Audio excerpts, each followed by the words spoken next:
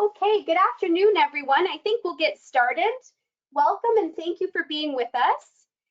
And thanks for taking time out of your day to participate in today's live webinar. Today we'll be discussing the Ontario Long-Term Care Homes Quality Inspection Program during COVID-19. And before we get started, you'll notice that we've muted all of your lines in an effort to eliminate background noise and distractions. We ask that you remain self-muted until the end of our session, where we'll invite you to engage in our question and answer period. And you can do this by typing questions into the chat box. Today's webinar is being recorded, and it will be available to all participants following this session. The webinar will also be archived on the OARC website. If you'd like to access the slide deck, it is also available to you under the Materials section of the GoToTraining toolbar. So at this time, I'd like to hand it over to OARC's Executive Director, Dee Lender, who will introduce our special guest today. Thank you, Dee. Thank you, Melissa.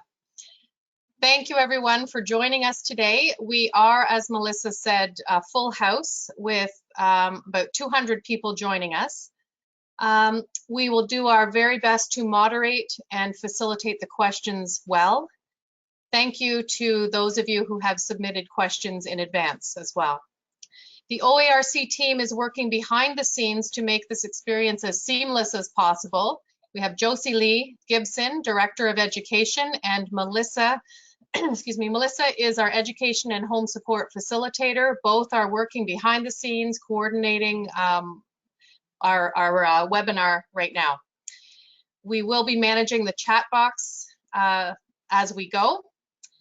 You've joined us today to learn about the long-term care inspections program during COVID-19, to understand a little bit more about the role of inspectors, and to understand the ministry expectations and suggestions for residents' councils during COVID-19.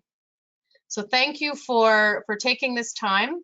Without further ado, I would like to welcome two ministry leaders to our webinar today.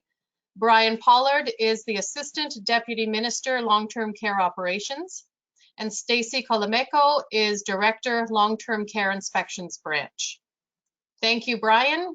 Thank you, Stacey, for spending this hour with us today. And over to you. Great, thank you. Thank you, Dee, for that introduction. And, I'm reminded as you talk about the team behind you at OARC that are working tirelessly to keep resident councils informed, as well as to make sure that this webinar happens seamlessly, that it really does take a village. So I want to acknowledge you, Dee, and I want to acknowledge your team for all of the work, all of the collaboration with the ministry. We have so appreciated the phone calls, the emails, to keep us abreast of really, how people are feeling and how residents are feeling at this time. Let me just acknowledge right up front that this has been a very trying and difficult time over the past 3 months, as we work our way through the pandemic. And a lot of the concern that we have had on an ongoing basis is just that we were learning, obviously, about the disease and having to obviously change our approach and policies to make sure that we were maintaining a certain level of oversight and protections for residents. So today we will walk through with you a bit about the inspections program, and then we will obviously talk about how that inspections program worked. That has been working in the last 3 months. I think what you will see is that it has been the ministry's priority to make sure that residents are in safe environments, and that any issues that were coming up as they related to the pandemic, that the ministry was certainly trying to be as reactive and proactive as we can be. So hopefully you will see that come through the presentation. I won't go on much longer because I think it's worthwhile for us to go through the presentation. It is not a long presentation. I'll ask Stacey to do that, and then open up the floor as soon as possible to Q's and A's. So I will be back after Stacey's presentation to answer any questions that you might have. Good to meet all of you virtually, by the way. Thanks very much. Stacey? Thanks, Brian. Good afternoon, everyone. Really happy to be here with you today and to walk you through some significant updates with regards to our program. And what we're really trying to do here is really provide you with the underpinning of things that have happened and changed within the program, because I think throughout COVID, some of the things that we've all heard and seen is really some different realities in terms of what our inspection program is. And I think it's very important to make sure that you all understand the background and the things that have happened over the last little while, and really understand what we are most focused on. So let me start by talking about the goals and the mandate of the program. So we lovingly call our program LCIP, Long-Term Care Quality Inspection Program.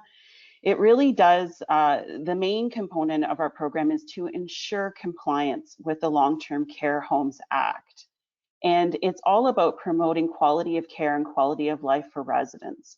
So we put residents at the center of our program. Everything that we do, and the Act itself is built around the residents.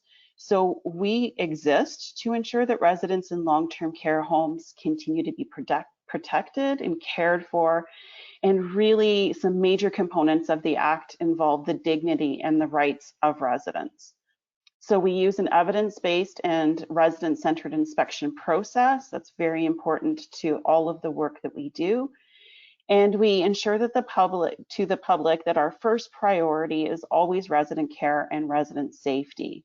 We focus on residents' quality of care and quality of life. And anybody who's read our Act, it's very prominent within the Act. Next slide, please. Really wanted to provide everybody with a really good understanding of what's happened over the years. So starting in 2010, the Long-Term Care Homes Act came into force.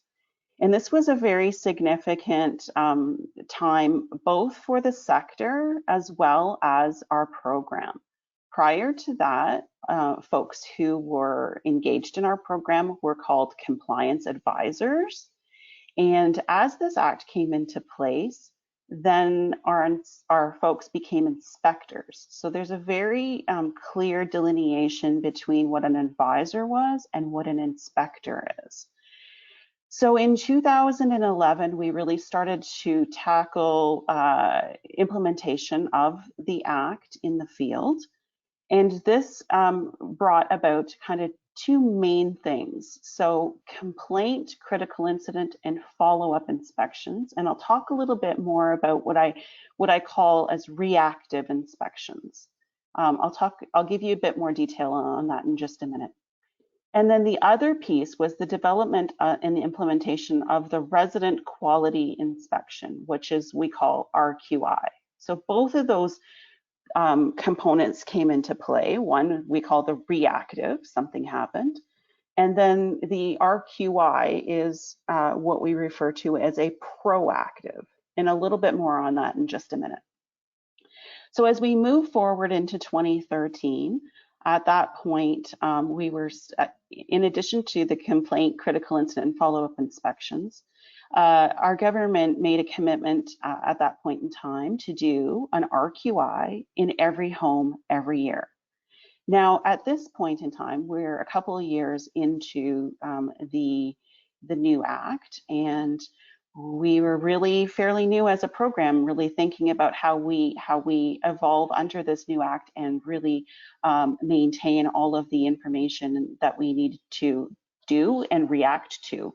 And so you'll note as we move into 2013 to 2015, we're really starting to see the program take shape, and complaints and critical incidents are starting to really increase in volume. As we moved into 2015, the Auditor General conducted an audit of our program, and the audit took place throughout most of 2014 and into 2015. And towards the end of 2015, the Auditor General tabled a report. I think it was around the end of November 2015. And within that report, a few things to note. So there were 13 recommendations that were tabled for our program to consider, and we accepted all of those recommendations.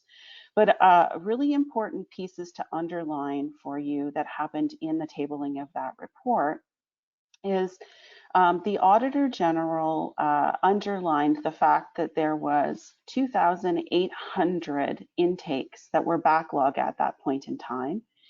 And there were also strong recommendations surrounding a risk-based approach. And we'll talk a little bit more about what these technical terms mean in just a minute.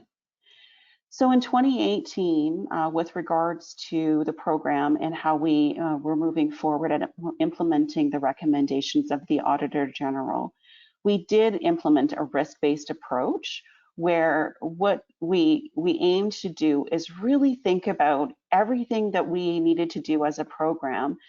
And we had a significant component of risk coming in through these complaints and critical incidences. And I'll give you a sense of what that really quantified in terms of numbers and what kinds of things we're seeing in those intakes, because I think it's really important to understand that. So as we made that change in 2018, it was important for the program to be able to tackle all of the risk that was on the table to make sure we were being as responsive as we could. So really addressing this notion of backlog, but also addressing the notion of risk. So at that point in time, and you'll see a little bit more detail in the coming slides, we paused the RQI in its current state. And I'll talk to you a lot about how that came to be. And we really continued to push forward at doing complaints, critical incidents, and follow-up inspections, which was where a significant amount of risk was for all of the residents in long-term care, which is why we needed to get on top of all of that. So with this shift in 2020, what we can very proudly say at this point in time, when we set out down the path of addressing the risk in 2018 and where we are today, we saw a significant improvement with an 80% reduction in the backlog that we had at that point in time. So I'll talk a lot more about a lot of these components in just a minute, but really wanted to create that timeline because it's really very important in terms of where we were and where we are, and the Long-Term Care Homes Act itself coming into force and our program really standing up in terms of the Long-Term Care Inspections branch. Next slide, please. So why would we move to a risk-based approach? So there's kind of two key components driving the risk-based approach. Number one, I already addressed, was the fact that the Auditor General recommended this approach. They did a comprehensive look at our program, and they also do a lot of research during their audits. And one of the key components that they recommended to us was that we needed to really look at everything that was coming in the door and address the risk factors in a risk-focused way. The second piece was really thinking about looking at how we previously did our business and now thinking forward in terms of how can we put in place a new way of doing inspections that allows us to take into account the past inspection results and really think about where the risk exists in long-term care homes in general. So, you know, really, if I'm going to paraphrase here, it's not treating everyone equally. It's thinking about where the risk exists based on our previous inspections and thinking about how we tackle that in a different way with the resources that we have. The second point here is really around the government's modernization of all regulatory compliance. So a lot of research has gone into thinking through what regulatory oversight looks like and the right ways of coming at this. So we've done a lot of reflection, a lot of review of the material and best practices, and the government itself is really modernizing how regulatory oversight should happen and what the best practices are. And some of those components are also being considered and implemented in our program as we move forward down this risk-based approach. Next slide, please. So getting into some of the numbers, because this is where you're really going to understand how much and what was going on at any given point in time. So I'm going to start at the top just to give you a sense of what comes into our program on any given month. So everything coming into our program, whether it is a complaint or a critical incident, it's important to note that we have a very detailed methodology where we have registered practical nurses in our CIAD, which is Central Intake and Triage, that review every single piece of information coming into our program, and they assign a risk level to it. So you'll see from the blue boxes at the top of the slide here, we get about 313 on average complaints per month. And those are complaints that we get from families, from residents, from staff in long-term care homes that call in to our action line. And so, you know, one of the things that we've been talking about a lot and we've been focused on a lot is response to our complainants. These are really important things for our program to pay close attention to and to really address in a very timely manner, because what we have found through looking at complaints that come in is about 80% of the time there is a component of non-compliance that we need to look at. So we take complaints from families and residents and staff very, very seriously in our program. So while that number looks relatively small compared to the critical incident number, by no means should this be minimalized. This is a very important component of our program, and it is one that I'm actively working with our teams at making sure that we are very well aware of and on top of. So moving over to the critical incident box, we get about 1,366 critical incidents on average per month. And important to note here, just so that you're aware of what critical incidences are. So critical incidences are laid out in the legislation, and long-term care homes have to self-report these. And I'll give you a flavor of what's in the critical incident reporting and in the mandatory reports. So the first and foremost, and it's the biggest category of information that we get in, is around the homes having to report any reported or assumed abuse or neglect of residents. And that includes physical abuse, emotional abuse, verbal, sexual, financial, and even resident to resident abuse. So any types of abuse, we have to, those incidents need to be reported to the ministry immediately. Now, the other categories of critical incidences include emergencies such as power outages, unexpected or sudden deaths of residents, very important category that we pay very close attention to. A missing resident, an outbreak, so very timely for our current situation that we're in.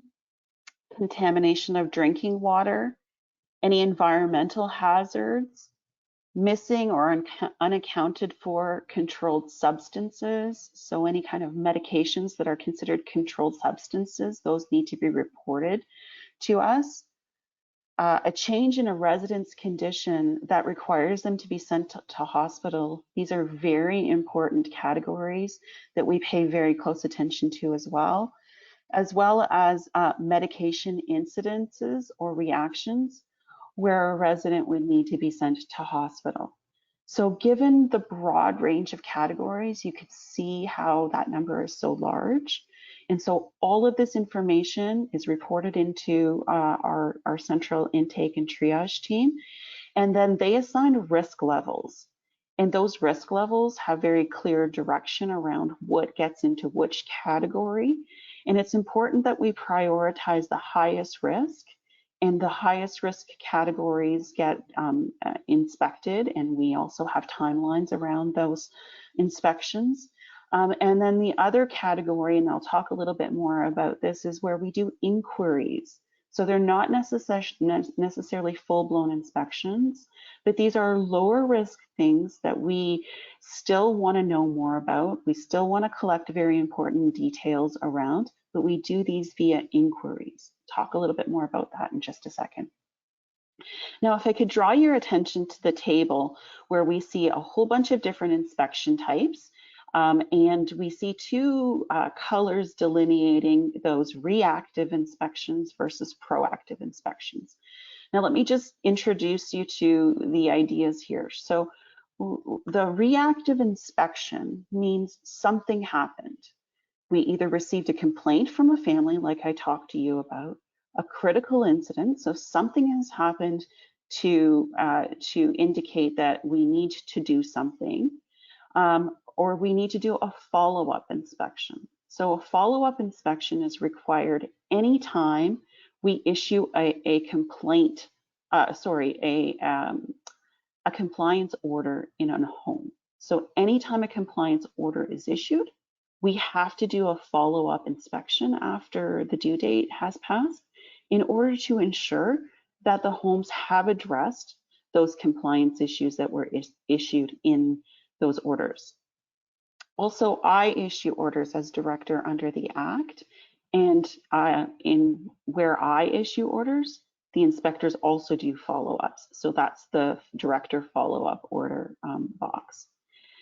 Now you'll see there's two proactive inspection types, and I'll talk a little bit more about the RQI in just a moment, so you know the resident quality inspection. And there's also an other, and I'll talk to you a little bit more about the evolution and changes in the RQI versus this other inspection intake. What I want to draw your attention to is a couple of things.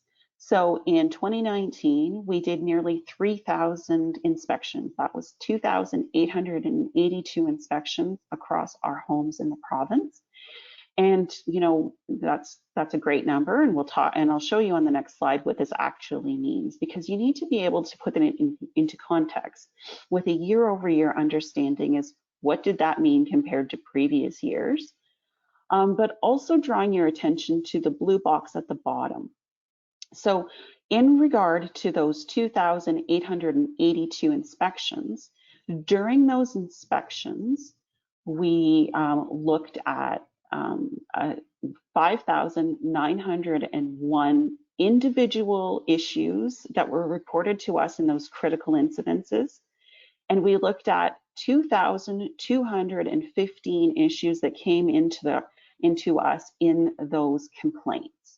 So a total of 8,116 issues were looked at in those 2,882 inspections.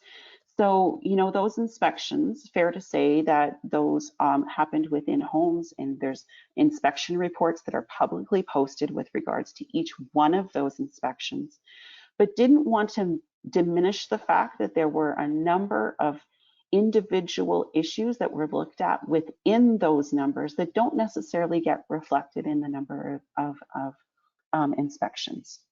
Also important to note at the bottom of the slide is the number of inquiries. So you'll remember I talked about the telephone inquiries where we gather information and we understand more about what happened in those issues. There were over 8,700 issues where we completed inquiries in 2019. So really just to give you a flavor of all of the work that was completed in 2019. And then the next slide will give you a sense of how did that compare with previous years? And I'll talk to you about the change a little bit. So next slide, please.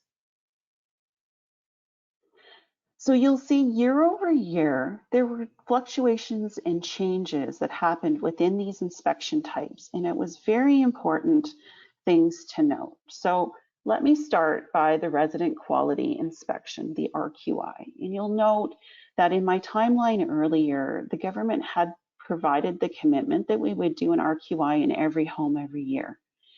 Now, important for you to understand is those are proactive inspections. When we're doing an RQI inspection, we're not going in to look at the risk level and the issues that are coming in those complaints and critical incidences. These are proactive inspections that has a very significant methodology attached to them that to give you a sense of how much time those inspections would take us. So it would require us about 3 inspectors. So we would send 3 inspectors into every RQI, and it would take them about 10 inspection days. So about 2 weeks per home. What we saw with the commitment year over year is we were carrying out the 627 or 626 long-term inspections into the RQIs into each home. But what we were quickly seeing is a number of backlog in the high-risk items that were coming in on the complaint and critical incidences and the follow-ups. And those were the things that the Auditor General was saying to us. These are areas of concern.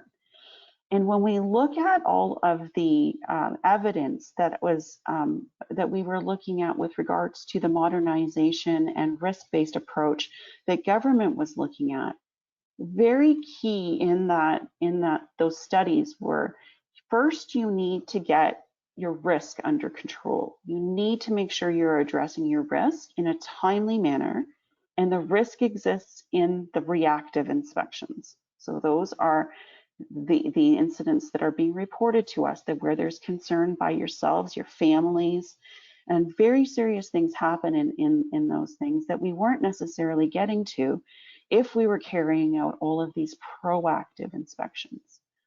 What I was also hearing from my inspectors is their own concern. These are the folks that are coming in and speaking to you. They're in the homes. They see what's happening every single day. And they were telling us that we need to be able to really think about the methodology in the RQI, because they were feeling that there was something not right there. We were spending a lot of time doing the RQIs, and we weren't getting to the risk issues in these other intakes. And so the decision was made, both with the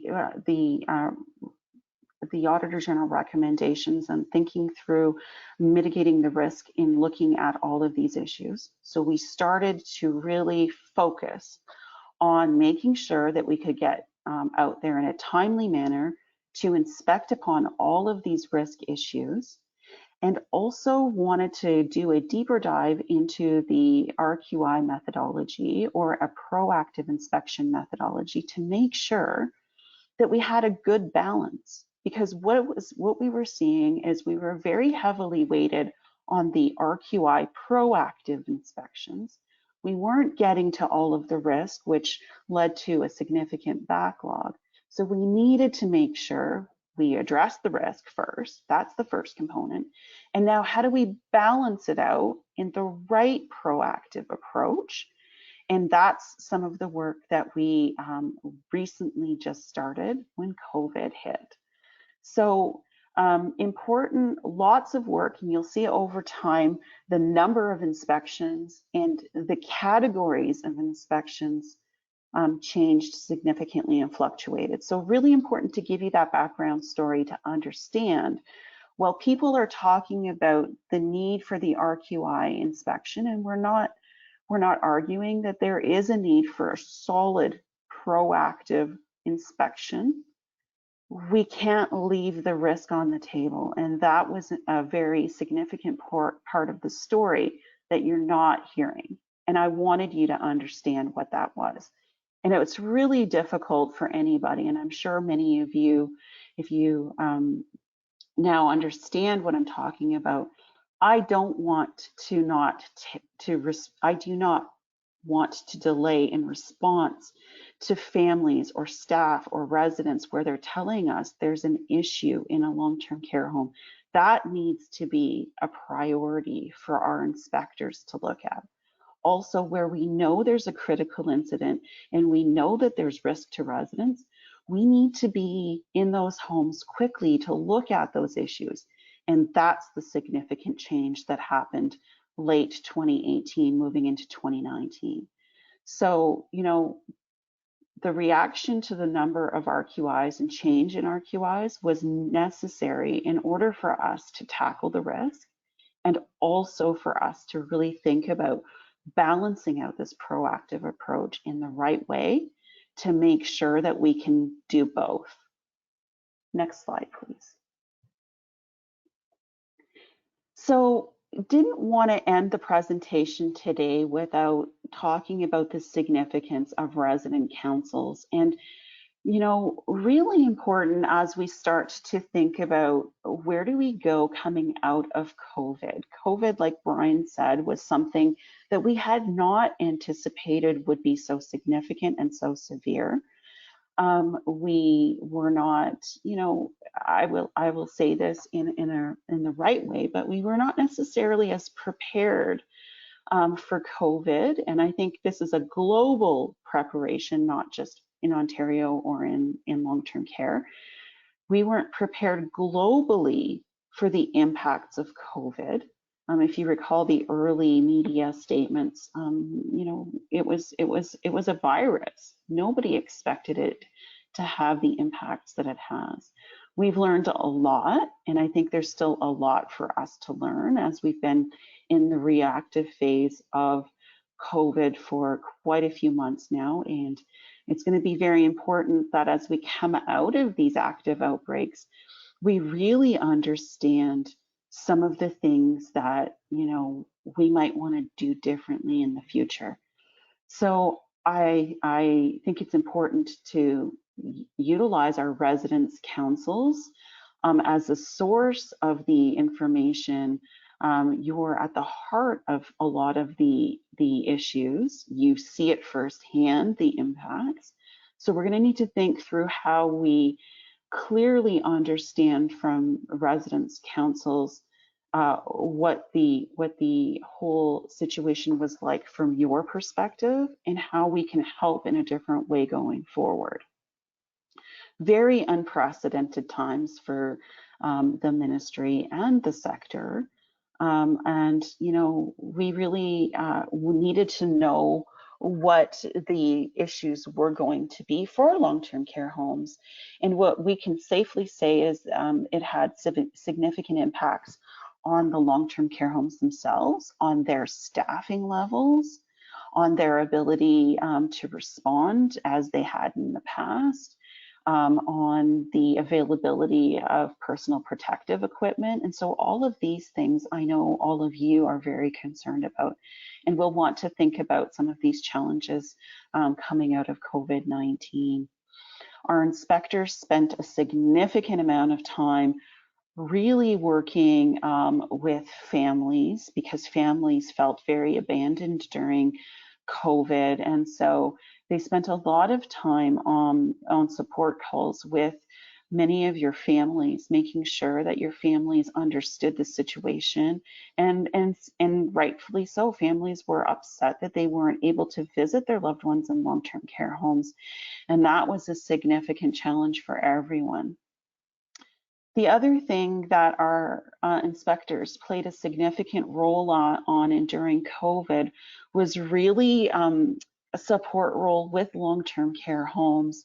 Long-term care homes really did not know how to navigate the system that they were in, and many of them had nowhere to turn for supports in terms of staffing and personal protective equipment. And our inspectors were really at the core of escalating these concerns and bringing these issues forward so that we as in government could figure out the right approaches to responding to the needs of the sector. So there was a lot of support in the early days of COVID, where our inspectors, because they knew the sector so well, it was important that they were the ones that were talking to homes, were talking to your families, and really responding to the needs of the sector. So, you know, I don't want to underplay this support role that happened in the early days. It was very, very necessary in order to understand and support everybody's needs in the sector. And, you know, I think you've all embraced the technology just like we are today in terms of the virtual meetings that we could have with our families during COVID. I think we're all a bit more tech savvy in long-term care homes to be able to keep you connected to your families, but also ourselves in terms of how we turned around and managed meetings. So your residence council meetings went virtual, and I heard there was great stories around that. We ourselves, our work became virtual in many situations, and so we utilized and really embraced all of these technologies to make sure that we could do the right thing and have those conversations and still maintain those connections. So these are positive things coming out of COVID, and continuing to embrace and adopt these technologies is so, so important. And then we continue to recognize the value of the residents in the residence councils across the sector, and, you know, really respecting the social distancing that still needs to be in place, but embracing those virtual meetings, and also welcoming your very important thoughts and comments and questions, so that I'm willing to pause and stop talking. But I just had so much to say about this, and I'm so very passionate about all of this work, and really wanted to make sure that you had a very clear understanding of what it is that we have been doing and dealing with as the long-term care inspections branch, while keeping all of your safety as our #1 priority, but really navigating some very unprecedented times. So I'll pause because I know you probably have a lot of questions, but thank you for your time and the opportunity for me to come and speak with you today. Thank you, Stacey. So this is Dee speaking. Hi, Brian. That was an excellent, excellent overview of the history of the inspection program. I'm wondering if you and/or Brian might comment more specifically on what was the inspection program, or what happened with regards to inspections over the last 3 months, very specifically. Were inspectors in home? What types of inspections were carried out? That type of summary.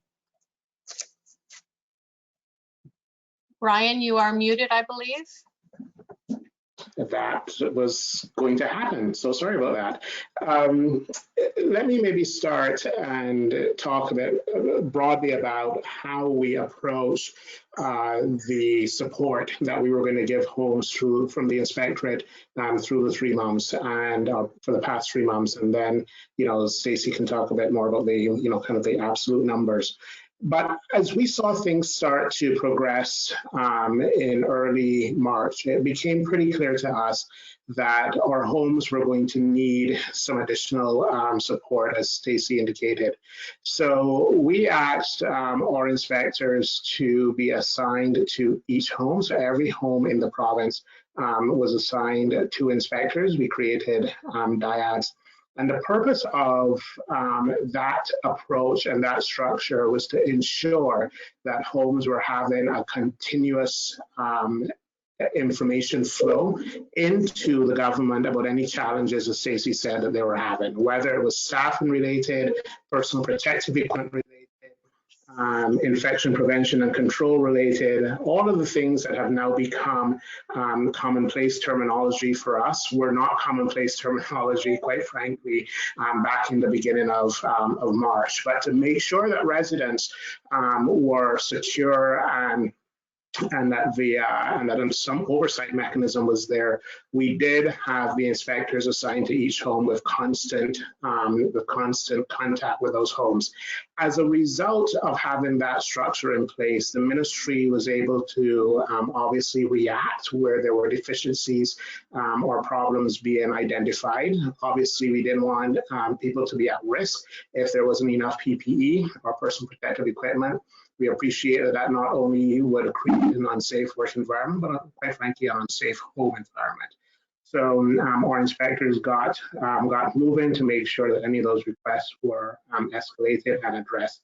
Just as an example, and you can do that, you can use that same analogy over and over again for staffing, for infection prevention and control, and you can keep listing the various types of interventions. At the same time, we were continuing to triage all of the various complaints and critical incidents that were coming into the system. And for any of those high risk inspections, something that we would call level 4, we would continue to have on-site inspections. We also, at the same time, in combination with what I've explained before in terms of the structure we set up to support homes, we also made sure that we activated our family support line. And we just kind of used the same action line number, but that actually really became a support for families, as Stacey has indicated. And at the same time, we were able, through those conversations, whether it was a complaint or a critical incident coming through our critical incident system, to determine if there are any low or medium risk inspections that were required. And for those, we did use an off-site inspection approach. So that just gives you a flavor of the framework that we put into place, and Stacey can give you any more kind of specifics on numbers. Stacey? Yeah, hi, Ryan. So with regards to numbers, I think it's safe to say that given the support role in the early days, we weren't necessarily out in the field in terms of the numbers that we used to be. But to Brian's point, we were still looking at those very high risk situations and responding accordingly to those. So we did not stop on that front.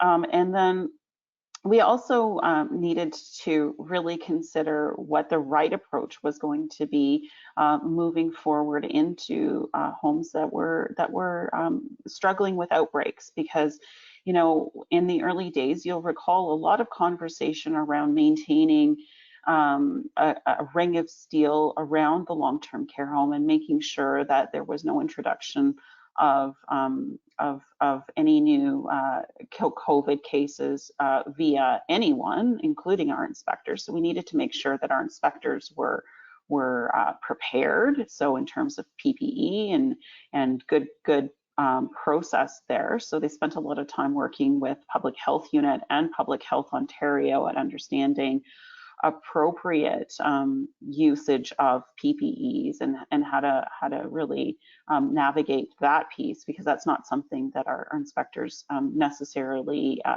did in terms of their regular practice. And then really just preparing the sector to make sure that they had, like Brian said, all of the things that they needed. But also another key important thing that our inspectors were doing is collecting very important information with regards to the outbreaks. Our inspectors played a very important role at being able to outline for us in the early days where the systems necessarily weren't there to tell us where the hot spots were with the outbreaks, but our inspectors were able to help us provide that information through their regular outreach to long-term care homes. Now, there was a gradual ramp up after the Premier came out and talked about the action plan into long-term care. And, you know, our inspectors are back out now, well trained on PPE. We are always looking at the risk and continue to do that, but also paying significant attention to homes that had significant outbreaks. And that's where a lot of our focus is at this given point in time. Okay, thank you. Stacey, you had mentioned before in a private conversation with me around, or a little bit of dialogue around the rating of homes, the color coding of homes, that there are two different streams of risk assessment going on. There's the COVID risk assessment, and then there's the performance risk assessment. Wondered if you could speak to the differentiation of those, because again, we're hearing that homes that are high risk, XYZ, but are we talking about homes that have performance issues or are at risk with issues around COVID, maintaining management around COVID?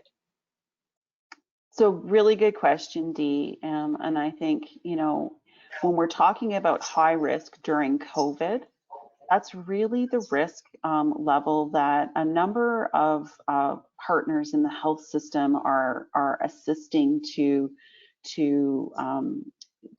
provide. So we have long-term care homes, we have long-term care home inspectors, we have hospitals supporting. We also have our regions, so our local integrated health networks, or now Ontario Health. And we even have our public health units. And so a whole bunch of partners working together to assess risk of COVID during COVID. And so a lot of the talk right now is about COVID risk. It's not about compliance risk. And I think that's a very important key point to bring out right now. And so homes that are experiencing the most significant outbreaks and have struggled with components of that, whether it's controlling disease or they've had a number of staff that have been affected by COVID and really impacted, so that that home remains what we might call a higher risk or a red home. Those are the homes that we're paying specific attention to right now. And that's a lot of the conversation that you're hearing about in the media right now. So important to delineate that versus a high risk home based on what we would have normally tagged previous to COVID in terms of our looking at a compliance rating. Right, thank you for that. So you did speak about your evidence-based process, that homes that are high risk in terms of performance are based on, are deemed high risk because of complaints that come in. We do have many questions coming through around the proactive, unannounced inspections where you don't know. Are there any plans to reinstate more proactive RQIs in the future? Because again, if a home is just flying just under the radar in terms of these risks, then how accurate is your risk assessment if it's just based on self-declaration of critical incidents and complaints? So great question. Couple things that I will say on this, and I missed talking about it in the proactive inspection. So while we are looking at the RQI methodology, we did implement what we call a service area office initiated inspection. So what we did is we pulled out what we felt were the strongest key components of the RQI in terms of the areas that we must look at in order to do a focused checkup. And we continue to do those in homes when we started to move towards this risk-based approach. So those started in the fall of 2018 and all of 2019, and you'll see them captured in that category. And those we use in homes where they don't have the critical incidences or the complaints, so that we make sure that nobody flies under the radar, so to speak, that you're talking about, Dee. So it's kind of like that stopgap while we're working on this broader methodology that we do want to put in place. I also want to pivot off of one of your comments, unannounced inspections. all of our inspections are unannounced. We never let the home know that we're coming. So any one of our inspections are unannounced, including the reactive inspections. So while a home might know, because they sent through critical incidences, that there's the potential we could be there, they don't know when we're coming, and they don't know when we have complaints coming into us. So all of our inspections are unannounced. So I think it's important for everyone to understand those two key components. Brian, I just wondered if there was anything more you wanted to add to this. Yeah, so I would say, Dee, we have done a significant amount of work over the last couple of years, because this is a passion of Stacey's, to make sure that we are checking enough data sources that homes actually cannot fly under the radar. So we are looking at their resident assessments, which they have to submit to the Canadian Institutes of Health information every quarter. We are looking for trends in what we know are predictive indicators of how a home is doing. So for example, are you seeing a significant number in falls, a significant number of emergency room admissions and or hospital admissions? Those are not things you can hide. So we can go into databases above and beyond what is being self-reported by the home to try and identify risks. So I just want to give people comfort that this is not purely what the home is telling us. We are actually checking other data sources to determine risk. Thank you. There's some questions around the inspections process related to the military report that came out of the 5 homes that detailed some, I'm sure we'll all agree, are horrible conditions on many accounts, some due to inability to manage the COVID breakout in the home, but other issues that must have been long-standing in terms of performance related. If you could comment on those homes related to why were they not, and I'll just read the question. What's the reason for all the bad news we've been hearing about those homes and the mismanagement we've been hearing about in the media? So I'll start with that. Yeah, so I'll answer that. So that's why we're in those homes now, to kind of understand what really transpired in the last couple of months, that their systems completely just collapsed under them, that they were not able to cope. You know, I can tell you that we are in homes frequently. Stacey's just kind of walked through with you the framework that we've used. Our inspection reports are public in terms of what inspectors are finding. So, you know, part of what we need to get our head around is, you know, what happened to these homes during COVID, and how can we help them, you know, recover. But you know, I would say that we have had a number of inspections in all homes across the province. All of that information is public, and we just need to kind of cross-reference now what is obviously is really unacceptable in terms of what we're hearing, and understand why it was, you know, why it happened. Okay. Are inspectors back in the homes doing physical inspections now with COVID? Yes. Yes. You can see us nodding. So. Yes. So with regards to, this is a residents council specific question actually. There's a guidance document that talks about physical distancing during COVID, and it states that activities can be provided in the home as long as physical distancing is observed, and that so planned, enhanced, in-house, on the property recreation and structured activities can occur as long as physical distancing is maintained. So the question is around residence council activities, meetings. During COVID, would you be looking for a physical residence council meeting where physical distancing is observed, or virtual meetings, neighborhood meetings, coordinated neighborhood meetings or unit meetings? How do you see, as the eyes looking to see that residence council meetings and supporting the resident's voice in the home, how do you see that happening during COVID?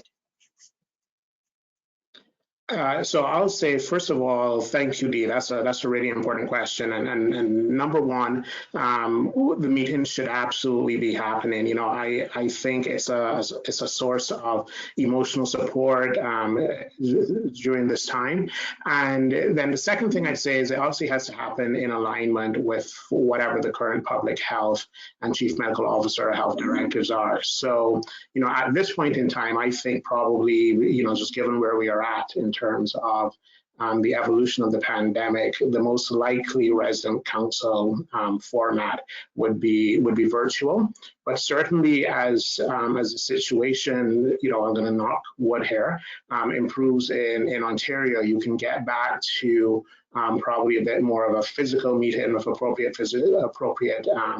physical distancing, social distancing, etc. But I think at this point in time, probably virtual meetings is the best bet. Okay, thank you. And for those of you who are on the line right now as participants, OARC, your OARC team is meeting and creating ideas, suggestions, tools that will provide some guidance in terms of what residence councils can look like now and into the future, recognizing that COVID is not going away anytime soon. This is our new reality for quite some time. So we are here to help, and we are working at providing that guidance. Another question here, Stacey and Brian. What does the inspection process define as adequate staffing pattern, and what minimum staffing ratios are the inspectors looking for in the homes? So it's a great question, and my response is going to be, it depends. So, you know, within the Act, it's very clear that every resident requires a different care depending on their plan of care. So, you know, it's about making sure that the residents' care requirements are being met, and then we look at the staff if they're not. So, you know, it's not, we can't across the board say you need X number. That's something that we've always really struggled with. And it's because we would never want anyone, especially residents, to suffer not having the care that they require because of a number. And so that it's a bit of a catch-22. I know a lot of people want a number to say that you need a minimum number per day in terms of hours of care. But if you put that there, then you're only going to get that. And there are quite often many residents in long-term care that require much more care. So, you know, that's what I will say on that one. And that's how our inspectors inspect against that. But Brian, if there's more that you want to say on this, please. Yeah, no, I think that's fair. As many will know, there are specific requirements for staff and for certain categories in the regulation that we would absolutely be checking again. So, for example, 24/7 RN, administrator, director of care, those types of positions. You know, but Stacey is absolutely right in terms of kind of broader care and support services. It does depend. Okay, we'll just take a couple more questions. They're coming in, as you can well imagine, Stacey and Brian. Will the inspection program be providing resources for long-term care homes to meet any deficiencies? And does the inspection program only look at what is wrong in the home, or does it also note what the home is doing well? Yeah, this is a good question. We get this question quite a bit. So the inspection program is designed to identify where homes are not in compliance with the Long-Term Care Homes Act and its associated regulation.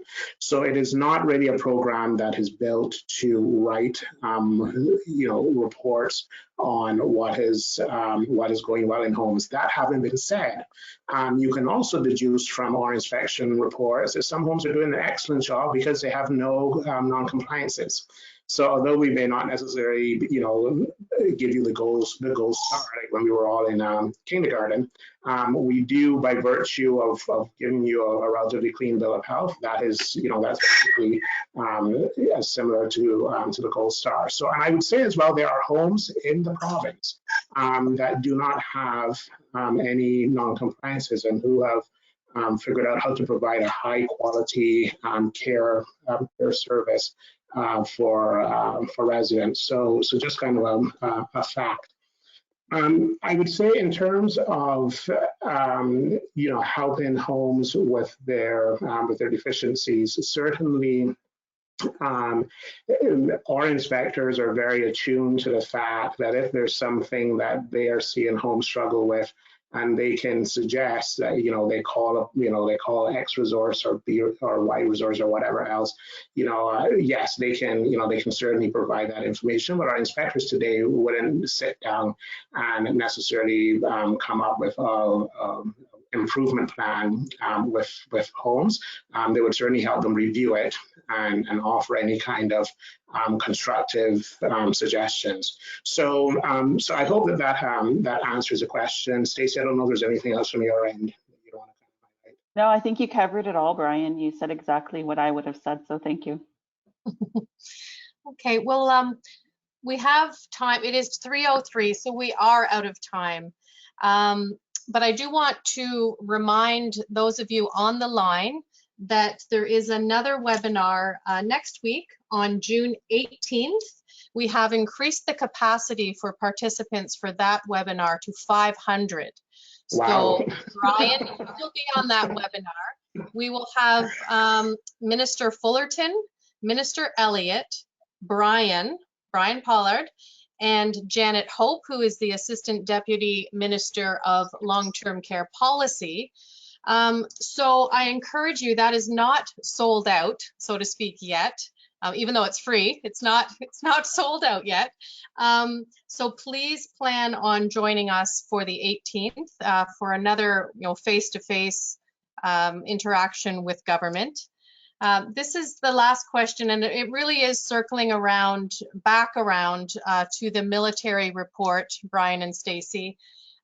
Just asking why those homes, the systemic issues that seem to be apparent in those reports, why were they not seen prior to this military report?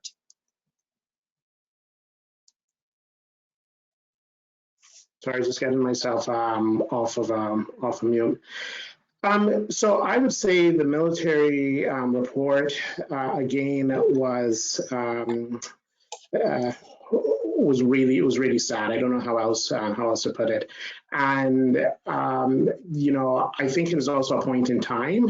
And part of what we are, as I said before, what we are now doing through our inspections program is trying to really understand what was happening at that point in time that caused such a breakdown in the system in those homes that ended up with the outcomes that were mentioned. So that's about all I can say, on those particular homes and those particular reports.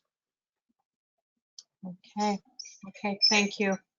So that's everyone. That is the time that we have for our presentation today for our webinar. Brian and Stacey, I want to thank you on behalf of OARC, on behalf of supporting the resident lived experience in long-term care homes.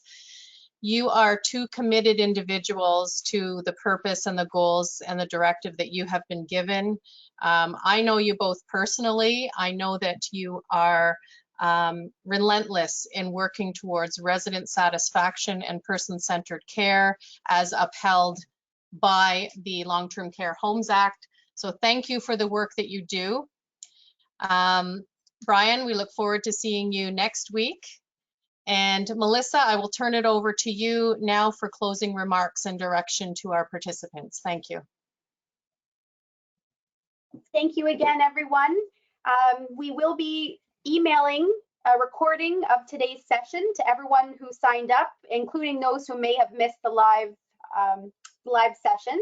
So stay tuned to that. We will also include the slide deck there, although it is available to you right now via your GoToTraining toolbar under the materials section. So it's available as a PDF for your records there. So since I know we didn't get a chance to answer all the questions, there were quite a number of questions, and we were so thrilled with the interest in this topic. We look forward to having you at our subsequent webinars this month and to stay in touch with us at OARC. So thank you very much for your time and have a lovely afternoon, everyone. Thank you. Thank you, Stacey and Brian. Thanks. Thank you.